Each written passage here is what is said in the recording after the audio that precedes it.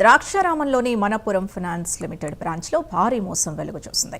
కస్టమర్లు తాకట్టు పెట్టిన అసలు బంగారాన్ని మాయం చేసి వాటి స్థానంలో నకిలీ బంగారాన్ని ఉంచినట్టు ఉన్నతాధికారులు గుర్తించారు. ఈ ఘటనపై పోలీసులకు ఫిర్యాదు చేయడంతో కేసు నమోదు చేశారు.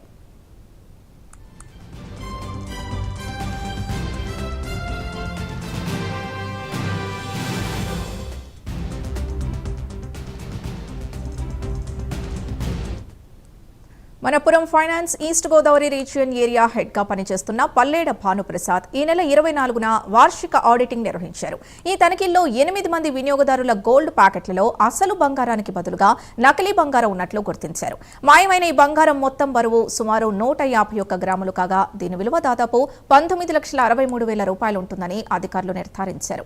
ఇటీవలే బ్రాంచ్ హెడ్ పదవికి రాజీనామా చేసిన మహేష్ అనే వ్యక్తి తన పదవిలో ఉండగానే ఈ అక్రమానికి పాల్పడి ఉండటాన్ని ప్రాథమికంగా అనుమానిస్తున్నారు. కస్టమర్లు తాకట్టు పెట్టిన అసలు బంగారాన్ని అతడే పక్కదారి పట్టించి ఆ స్థానంలో నకిలీ బంగారాన్ని ఉంచినట్లు సంస్థ ప్రతినిధులు ఫిర్యాదులో తెలిపారు.